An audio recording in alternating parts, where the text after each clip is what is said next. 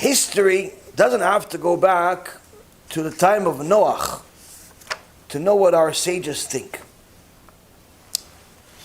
One of the most critical lessons that we're able to learn in our lives is what happened just a little over 7 years ago at the time of the Holocaust. Not just what Hashem's wrath looks like, but also what love of Torah looks like before and after the Holocaust. The Chafetz Chaim, alav shalom, was a ish kodesh, a quiet man. Didn't speak much because he knew the value of speech and how dangerous it can be. One time when he was already over 100 years old, he showed a person, he said, "Look at my teeth." He said, "Count how many teeth I have." He said, "You see, I have every single tooth. Not a single cavity, not a single filling, not a single missing tooth." He says, "You know why? Because this mouth never said anything forbidden." I wish we could all say the same. But this very same Chafetz Chaim, in the Sefer, in the book called Siberia, the personal testimony of Rabbeinu Gershom Klivansky, he says that he once heard the Chafetz Chaim make a public announcement. Anyone who sends their children to public schools with the Goyim in Russia, needless to say in America or anywhere else, anyone who sends their children to public schools with Goyim is likened to someone who brings their children as a sacrifice to Molech. Molech is one of the famous idols in the biblical times. There was an idol that fools would bring their children as sacrifices to them, killed their own children as a sacrifice. And the Chafetz Chaim, that never said a single word that was not allowed, says anyone that takes their kids, sends their kids to public school, is likened to someone that's bringing a sacrifice to Molech. Not just any sacrifice. Your child is a sacrifice to Molech. Just so you know, the Midrash Me'am Loez, written by Rav Kuli 300 years ago, says exactly the same thing. In Parashat Yitro, where he talks about the 10 Commandments, in the commandment that discusses idolatry, he says, anyone that sends their Jewish children to public schools, to the schools of the non-Jews, is committing 100% idol worship. They're going to go up to Shamayim, say, you go to the idol worship section. What section is that? That section is no share of the world to come section. That's the section. Yeah, but I gave a lot of tzedakah. Yeah, we gave you rewards for that in the regular world. Now you're in a world that there is no world. What does that no world mean? Genom permanently. That's what it means. Why? But I only send my kid to public school for only 10 years. Okay, 10 years. You ruined his whole life. Unless your kid saved you by doing TeShuva and so on, which you should pray for every single day. For your kids to do TeShuva if you send them to public school. But the point being is, Chafetz Chaim said the same exact thing.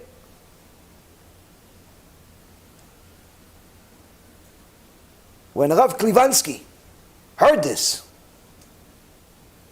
he vowed to teach his kids Torah at all costs.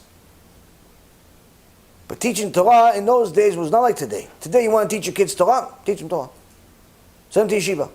Yeah, but I can't afford yeshiva. It's $500, $1,000 a kid every month. I don't have that kind of money. Okay, teach them at home. Get an avrech, pay him a few dollars, come to your house, teach him. No, I can't even afford that. Okay, teach him at home by yourself. Yeah, but I don't know anything. Okay, get a few books. Can you afford a few books? Can you afford a few books? 20, 30 bucks? Get a few books. Tell your kid, here, wake up in the morning, read this book. When I come home, finish the book. That's it, every day. Read the books. Watch BezratHashem.org. Press play in the morning, press stop at night. When you go to sleep, finish. The kid's going to become Talmid Chacham. Bezrat Hashem. And that's not so hard. No one's going to get in your way. No one's going to get in your way. But in Russia, if you were teaching your kids Aleph Bet, you were considered enemy of the state. And could be given a death penalty. But despite all of this, Rav Klivansky testifies himself. After he heard the Chafetz Chaim say what he said, I made a vow that under all costs I will teach my kids Torah.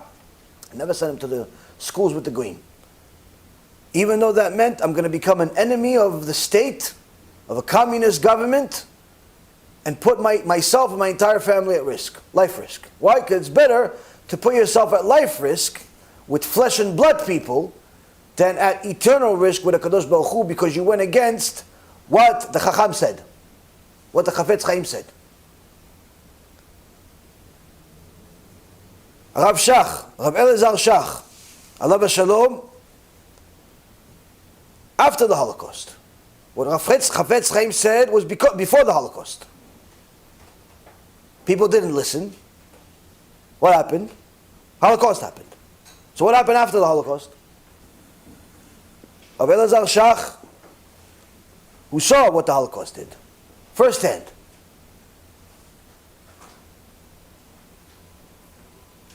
says, any time I see buses that take the Jewish children to secular schools, I know it's exactly like the trains that took the children of Am Yisrael to Auschwitz and thereby to the gas chambers to kill them.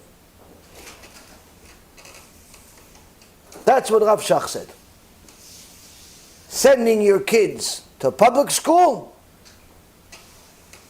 same thing like you're sending them to a gas chamber. Now, of course, many people that are liberal-minded, high society, and think of themselves as intellects, rejected what Rav Shach said. Went against him. Didn't make a difference. Didn't change the halacha. Why? That's what it is. The question is, how could it be that Rav Shach, Chafetz Chaim, Rav Klivansky, and others that we'll mention momentarily, how can they be so strict about simple Jewish education?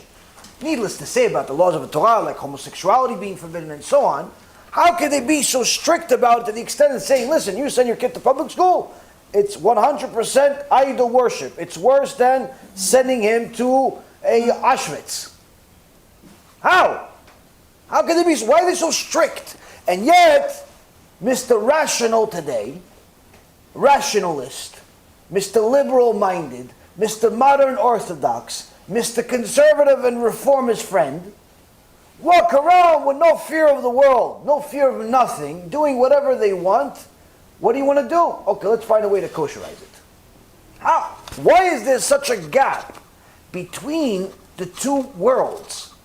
Now, you don't have to be a genius to know. Who knows more Torah? Chafetz Chaim, Rav Shach, or Mr. Modern today? Who knows more Torah?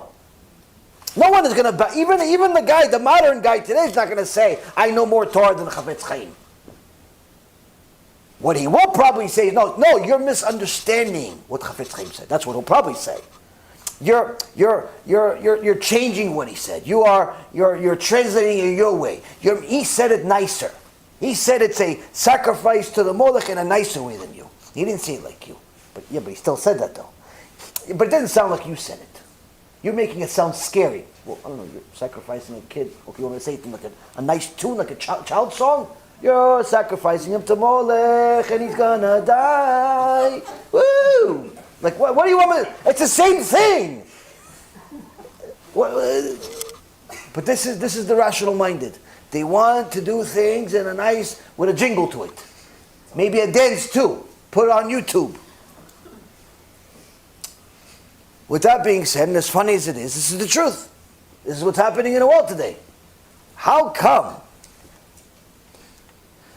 Why are the worlds so separate? Why is there such a gap between the two?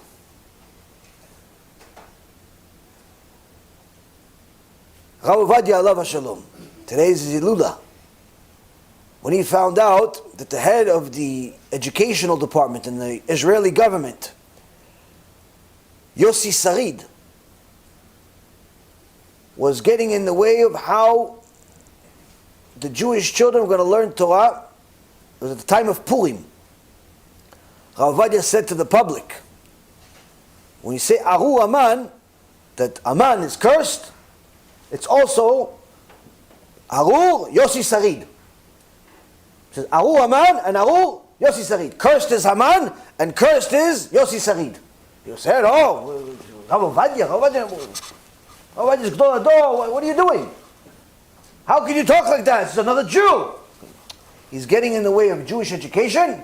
He's cursed from Shamayim. B'Shem Hashem Na'aseh V'Natzliach, we're very excited to offer you the new Be'ezrat Hashem app 3.0.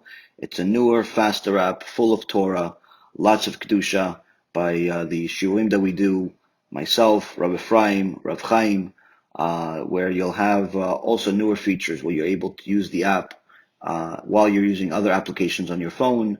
You'll be able to share the lectures directly from the app. You'll be able to donate online and support our Kiruv and our Torah work that we're doing. And the most exciting feature is that you'll be able to actually ask questions directly on the app and get answers from the rabbis directly from the app. This is something unprecedented, and Baruch Hashem will be able to offer it. Thank you again for all of your support. Check it out. Make sure you have the kosher Torah that will re-energize your neshama each and every single day. Call to B'chava Tzlacha.